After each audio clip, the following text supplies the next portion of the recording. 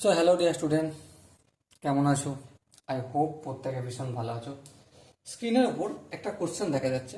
এই কোশ্চেনটা আমরা প্রথমে মন দিয়ে বুঝবো, পড়বো, তারপর অঙ্কটা করবো। ওকে, কি বলেছে দেখো।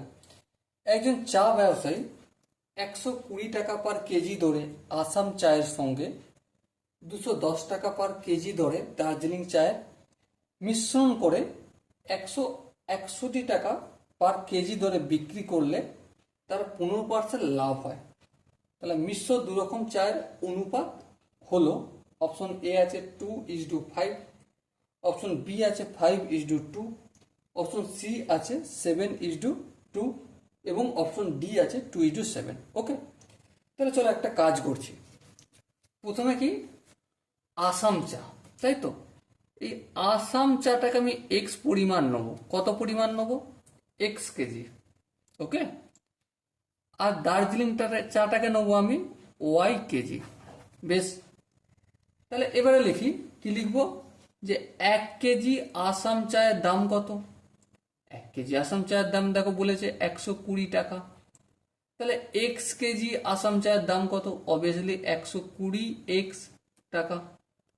আবার দার্জিলিং চায়ের ক্ষেত্রে 1 কেজি দার্জিলিং চায়ের দাম কত? দেখো কোশ্চেনে বলে দিয়েছে। কত বলেছে?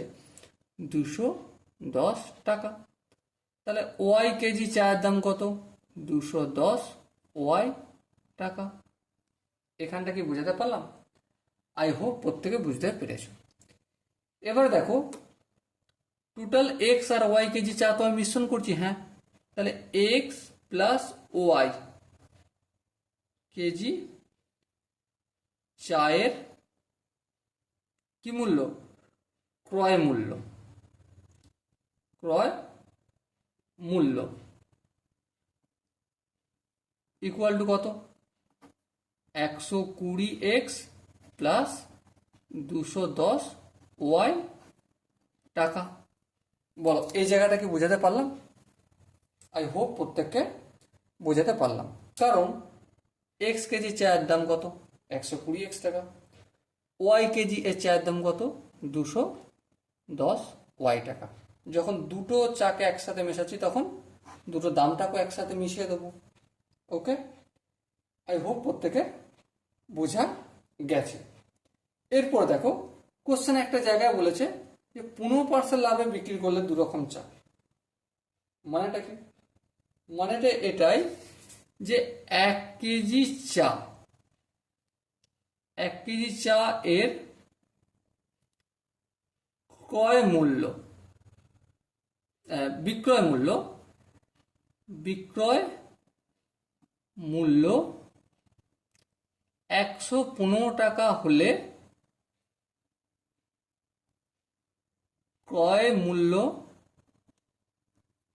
হবে কত টাকা? 100 টাকা। 15% লাভ করছে, তাই না? হ্যাঁ, তাহলে 1 কেজি চা 1 টাকা হলে ক্রয় মূল্য হবে কি? 100/115 টাকা। হ্যাঁ, এবার দেখো, যেই চাটাকে বিক্রি করছে সেটা কত টাকা কেজি দরে বিক্রি করছে? 161 টাকা কেজি দরে বিক্রি করছে। তাহলে 1 কেজি চায়ের দাম, চায়ের বিক্রয় মূল্য 161 টাকা হলে ক্রয় মূল্য কত হবে? গুণ হবে 100 × 161/115।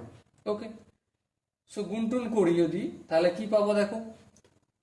5 দিয়ে কাটাকাটি যাবে। হ্যাঁ, 5×20=100। আর এটা কি হবে? 5×2=10, 3×5=15, 23×1=23, আর 23-কে 7 দিয়ে গুণ করলে 161, 7×20=140। তাহলে 140 টাকা ক্রয় মূল্য হবে। ওকে, তাহলে এবার একটা ঘটনা আমি বলছি। এই যে চা দু রকমের, এই দুটো টোটাল ক্রয় মূল্য কত? এটা 120 এক্স প্লাস 210 ওয়াই, এটা ক্রয় মূল্য। আবার এই যে মিশ্র চা, যেটা আমি 161 টাকা করে বিক্রি করছি, সেই চাটার ক্রয় মূল্য কত? 140 টাকা। হ্যাঁ, তাহলে সমান সমান এক্স প্লাস ওয়াই, দু রকমের চায়েরই ক্রয় মূল্য 140 টাকা করে হবে। হ্যাঁ, মেশাচ্ছি যখন না, তখন এই দুটোকেই আমাকে অ্যাভারেজ 140 টাকা করে কেজি ধরতে হবে। তখন এই ক্রয় মূল্যটা আর এই ক্রয় মূল্যটা দুটো সমান হবে। এই জায়গাটাকে বোঝাতে পারলাম? আই হোপ প্রত্যেকে ক্লিয়ার হয়েছে, আমি ছাড়া। এবার দেখো সিম্পলি একটা কাজ করবো, ভগ্নাংশের যোগ বিয়োগ করে ছেড়ে দেবো। এই ভগ্নাংশের যোগ বিয়োগ বলছে, এখানে 140কে এক্স দিয়ে গুণ করলে 140 এক্স প্লাস 140কে ওয়াই দিয়ে গুণ করলে 140 ওয়াই। ডান দিক বাম দিক একটু ঘোরাবো, তাহলেই হবে। 210টাকে আমি এখানে রেখে দিলাম, এই 140টাকে সমান অপোজিট দিকে আনলে মাইনাস 140 ওয়াই। এখানে যেমন 140 এক্স ছিল থাকলো, এই 120টাকে আমি সমান অপোজিট দিকে নিয়ে গেলে মাইনাস 120 এক্স। 210 থেকে 140 বিয়োগ করলে কত হবে? 70 ওয়াই হবে। আর 140 থেকে 120 বিয়োগ করলে 20 এক্স হবে। ওয়াইটা যদি সমানের অপোজিট দিকে নিয়ে যাই আর 20টাকে যদি এদিকে নিয়ে আসি, তাহলে কি হয়ে যাবে? এটা হবে। এই শূন্য কাটলো, তাহলে এক্স বাই ওয়াই, তাহলে x is to y equal to কি হলো?